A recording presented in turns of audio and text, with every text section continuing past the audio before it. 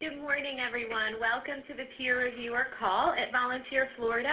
Thank you so much for being on the call. This call will be recorded and posted for peer reviewers to access later if they are not on the call today. So I thought I would start by giving a brief overview about Volunteer Florida and the peer reviewer process. And then we're going to move into the portal, the peer review portal, and the instructions for using that. So first of all, at Volunteer Florida, we are the Florida Commission on Community Service. We administer more than $31.7 million in federal, state, and local funding to deliver high-impact national service and volunteer programs in Florida. We are the governor's lead agency for volunteerism and national service in Florida, and also serve as Florida's lead agency for volunteers and donations before, during, and after disasters. We rely on our peer reviewers for the AmeriCorps funding cycle each and every year, at least 2 funding cycles, and I want to thank you so much for your time, your talent, and your energy that you're giving to this important process. Because of you, we're able to have these external peer perspective on AmeriCorps and ultimately help strengthen these proposals for this cycle and future cycles. And I'm Kat Keene. I'm the National Service Programs Director here at Volunteer Florida, supporting this funding cycle. So we want, for the training call objectives, we want to make sure you understand your role in the process. We're going to review the elements of the grant application, the scoring part, and learn how to navigate the peer reviewer portal, and of course answer any questions that you may have. A little bit about the overall grant process here at Volunteer Florida. I want to share with you that you are a part of that, but there is quite a deep dive into these applications each and every cycle. There is the review of the application by the external reviewers. 2 external reviewers review every new and recompete application. In addition, our programmatic staff reviews the application for all critical AmeriCorps compliance issues, evaluation requirements, and other federal requirements. And our finance team is reviewing that budget in depth for correct calculations, for budget adequacy, and other requirements of the budget. The scoring is completed, fiscal, programmatic, and our external reviewer scores, and all those scores are submitted to Anitra Thomas, who is our grants and training coordinator here. At that point, we're also reviewing for any missing information and checking off supplemental materials. And then those applications that are strong and that are selected will move into what we call the clarification cycle. So Volunteer Florida does provide clarification feedback to our strong applicants so that they can make their proposals stronger to submit for funding. And that is where your feedback is so critical. Once we confirm the final applications, our governor-appointed commissioners and our CEO confirm those final grantees, and then we submit that funding package to CNCF. At the federal level, there's one more cycle of review and approval before those grantees start. Most of them start in August. So that's a little bit about the review process. I would just want to share that with you so that you understand you're a critical part, but that there are many other review elements happening simultaneously with these applications. I'm going to pause there and just see, did anyone else join our call today? Lucille Atkins. Hi, Lucille. And Shirley, you're on the call as well? I am. Welcome. Welcome, ladies. Thanks for being here. And this is Maria Elena Augustine in Orlando. Wonderful. Thank you for joining us this morning. Any questions on the review process? Okay, we'll move to the next. So your role. Well, we appreciate your expertise, your experience, your brain power, your past review experience. Many of you have reviewed with us previously, and of course your other perspective. we think it's really important to have that outsider perspective on how these grants and how this federal resource will be used to transform communities. We all are very honored with the responsibility of the role we play in being good stewards of these federal resources and of these program designs. So your outsider perspective is really critical as well. So this is the tool. We call it the peer review tool. Just to note, the word formula refers to this application cycle. We have two, the competitive, which is a national competitive application cycle, and the formula funding cycle, which refers to Florida's formula allocation as a state based on population. This is our largest funding cycle. And we typically allocate about $7 million or so a year in this funding cycle. So this is the tool that you will use when you score your application. And what is most important to us is that score, first and foremost, that score that you're providing for the overall application and your overall comments for strengths and weaknesses. You'll see in a moment that you have the ability to provide a lot of additional feedback, which is fantastic, but at a minimum what we need is your application score and your overall assessment of the strengths and weaknesses of the application. So here is is how you are scoring per percentage, and you'll see that this is reflected in the peer reviewer portal. This is also directly out of the request for proposal, directly out of the application. So organizations have applied with this criteria in mind, reflected in the RFP, and then we, as peer and internal scoring entities, are just following that, what was published in the RFP. So this is not anything new to anyone, and your application should actually flow along with these sections. So this is the last kind of comment I want to make, just the steps that you can take in your review is becoming familiar with the intent of the funds, knowing what's expected and required of that applicant, reviewing and scoring your applications, and then again, that feedback on the overall grant would be very critical. For our grantees that don't receive funding, we provide them a summary of their score, of their strengths, of their weaknesses, and how they can improve. And so when we do that, we pull that feedback that you've provided as well as our internal and fiscal and programmatic responses as well, so that we're able to give them some real great and clear guidance for next time. And I think I'll end there, Anitra, if we want to move into the peer reviewer portal. This PowerPoint is going to be sent to you, so you'll have this as another resource, and it's really just an overview of some good grant review strategies. So I'm going to pause there, and we'll move into the peer reviewer portal section.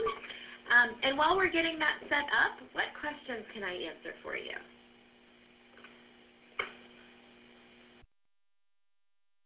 Okay. Do we have any new reviewers on the phone? No new reviewers. Okay. Well, then you all on the phone have used the peer reviewer portal last time, hopefully. So this will be pretty familiar. For those of you that may have reviewed with us before but not used the peer reviewer portal, this would be new. So our team is getting that set up right now, and we'll be logged in just a moment. Hello, everyone. This is Anitra, the one who's been sending you all those emails. Thank you so much for agreeing to review for us. And what we're going to go through now is to kind of just give a quick overview of what you're going to be looking to do in the reviewer portal. Each of you should have already received your emails, and there would have been two if you were brand new to reviewing in the reviewer portal online, and there would have just been one if you have reviewed in this system before for us. The first email for the ones that haven't reviewed before would have been the email to set up your account. You had 24 hours to use the temporary password that was set up for you and allow you to set your own password to access the account. And then the second email was the email that actually invited you to review your proposals. If you're doing multiple proposals for us, you would have gotten one email for each proposal that you're reviewing. And it had a link that allowed you to access the reviewer portal and log in with your username and password and access your reviews. So once you have logged into the system, and if anyone is having trouble logging in, please let us know. You can email me. It'll be great if you're getting an error message to send me a screenshot of that error message so we can better help to troubleshoot your issue as far as getting logged in. But once you have successfully logged into the peer reviewer portal, you will see the screen that is being shown to you right now is the home page. Normally, it'll always open up with the Invited tab being highlighted on the left-hand side. You see 5 tabs there. There's Active, Invited, In Progress, Submitted, and Pinned. So once you have been invited to review a proposal, the Invited tab will show the list of those proposals in a card-like viewing on the screen. And then you will have to go in, open up those proposals, and agree to review or decline to review. And that's where that conflict of interest form comes into play that you were emailed in the initial contact from me when you got your peer reviewer worksheet as well as the conflict of interest form. This is where you want to go in and complete that conflict of interest form and make sure that you don't have any problems reviewing this particular grantee application, and then agree to review the grant. Once you have agreed to review, if you were to get out of it, you'll notice that it will no longer show under the Invited tab. So the screen that we're currently looking at, this user has already agreed to review their grants, and that's why you don't see any grants showing under the Invited tab. So when you need to go back into a grant that you've already opened, you would go under In Progress. And so I'm just going to show you so we can make sure everyone is seeing the views the way that they need to see them when you're in the system. When in the In Progress, you see she has 2 grants that she is going to be reviewing that are currently in progress. And once you open them, and to do so, and all of this is highlighted in that peer reviewer instructions PDF that you were sent via email. It shows screenshots and gives you step-by-step as to how you go through and complete your review. So once you open a particular application that you're reviewing, you're just moving a little slow, so.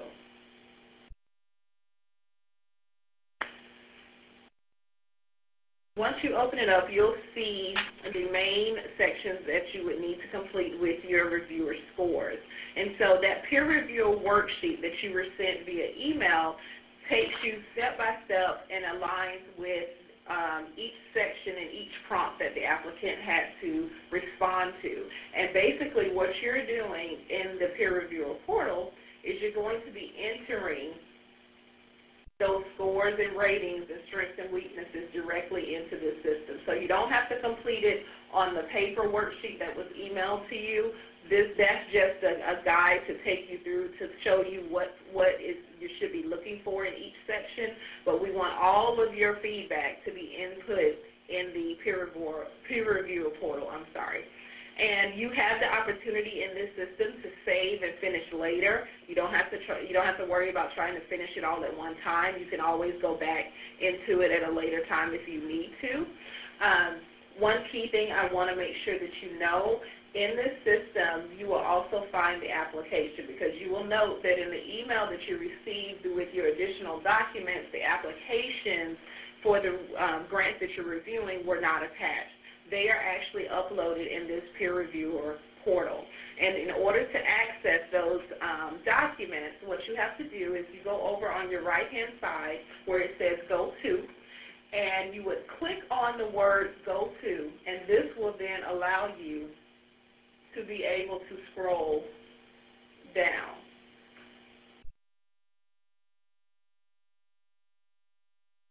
And you can see you can move through the tabs.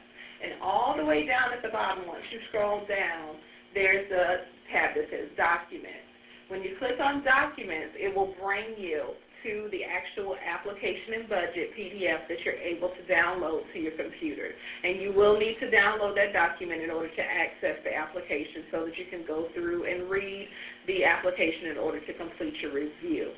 The other thing I want to point out to you is once you've downloaded that application, you've completed your conflict of interest form, you're going to want to make sure that you upload that conflict of interest form to the reviewer portal before you submit any scoring. Because once you have submitted your scoring, you don't have the ability to go back in and upload documents. So what we need you to do is just complete that conflict of interest form that you were emailed, save it to your computer. It doesn't have to have, you can do electronic signature. You don't have the ability to print it down, sign it, and scan it. That is fine. An electronic signature works just as well for us. And then what you would do is under Actions on the right-hand side, you would click on Upload Document, and it will allow you to browse the document saved on your computer and upload it to the system. Please be sure to do that before you actually submit your scores, okay? So going back, in order to get out of the Documents section, you can just click on pretty much any tab on the right-hand side, and it will take you back to that point within your review.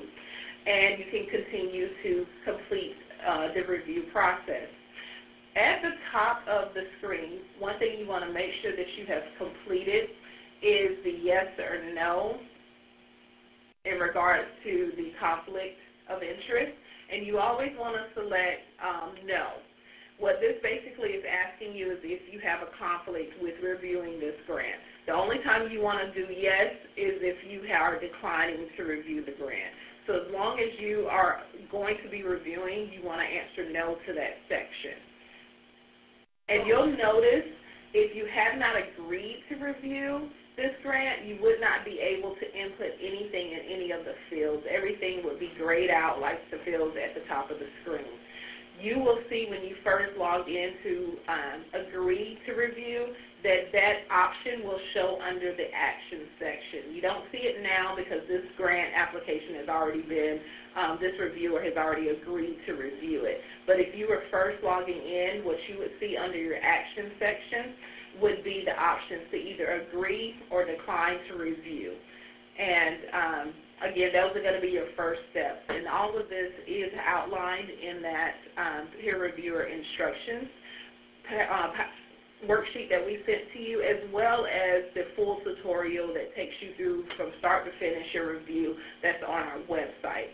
So both of those can always be accessed at any time, and you can always call us if you have questions as you're going through the review process. Do we have anyone that has any questions right now on completing the review within the reviewer portal? This is Shirley. We do a separate conflict of interest form for each review, each proposal. Is that correct? That's correct. And at the top of the conflict of interest form where it says applicant name, that's where you want to make sure you put the name of the organization that you're reviewing on the paper, conflict of interest. And then you would just put your name at the bottom where it says name of reviewer.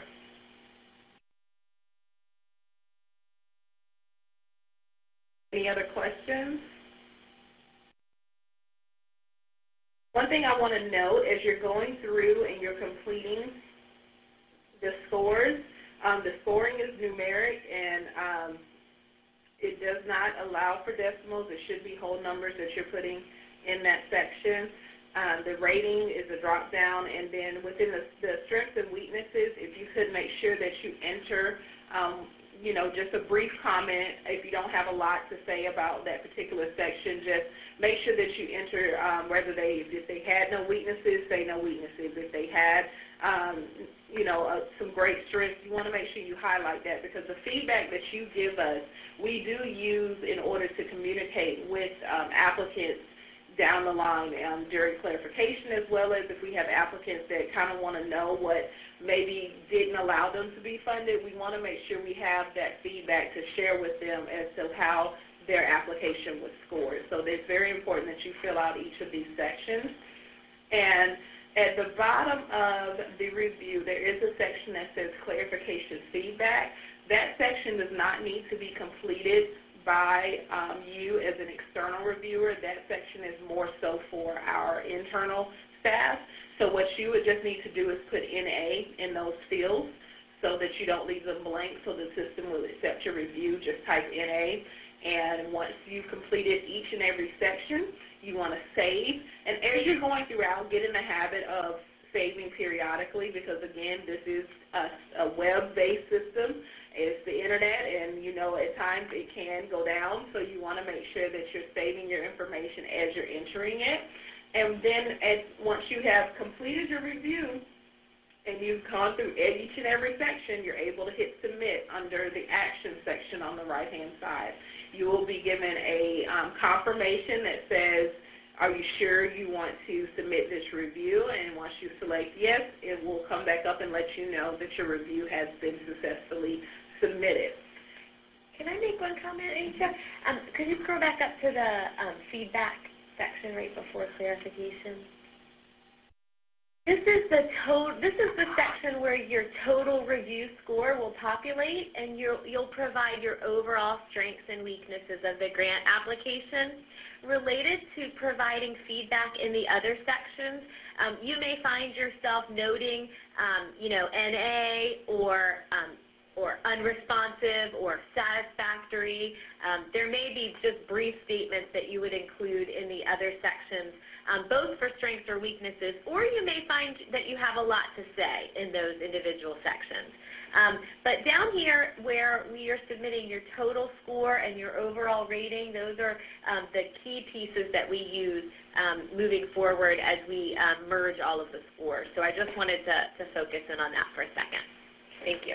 And that total review score, you'll see that it's grayed out, so it doesn't let you physically enter a total review score, and that is because what it does, the system automatically adds up the scores that you have input in each section prior to this and makes a total score. So that's another kind of catch-all and check for you. If you get down here and you notice that the total review score is 200, then that means something was input a little incorrect in previous sections, so you'll want to go back through and make sure that those values you put in the other sections are accurate.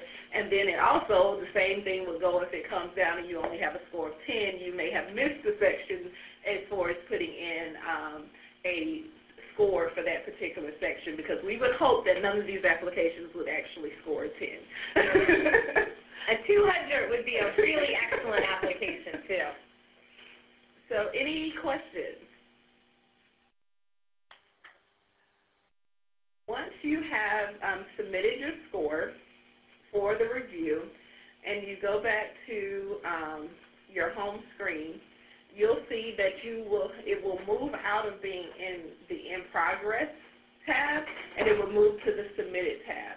So you have the ability to go back and actually look at reviews that you have previously submitted. We only make them visible for a short period of time just to make sure that the system doesn't get cluttered with numerous reviews, but you do have the ability. So if you happen to see that you made a mistake or you need something that you need to change, you are more than welcome to go back and take a look at it. If you see that there's something that you need to change, you won't have the ability to actually change it, but what you can do is contact us and we can notate any of the corrections that need to be made. But you do have that ability to go back and review and look at past reviews that you have submitted.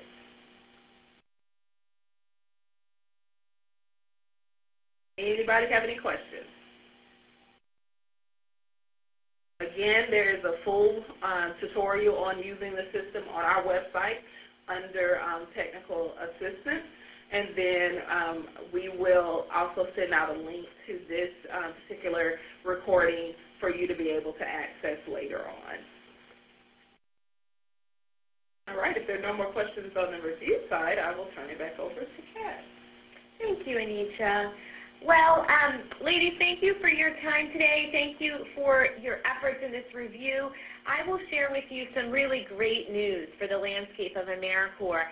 Is that this year Congress supported the largest increase in AmeriCorps and for the Corporation for National Community Service than ever before.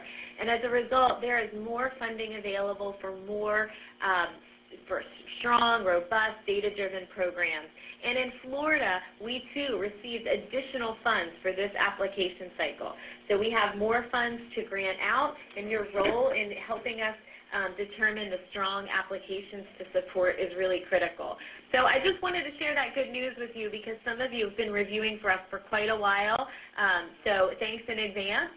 And we look forward to working with you over the next couple weeks as you review. And please let Anitra or I know if you have any questions.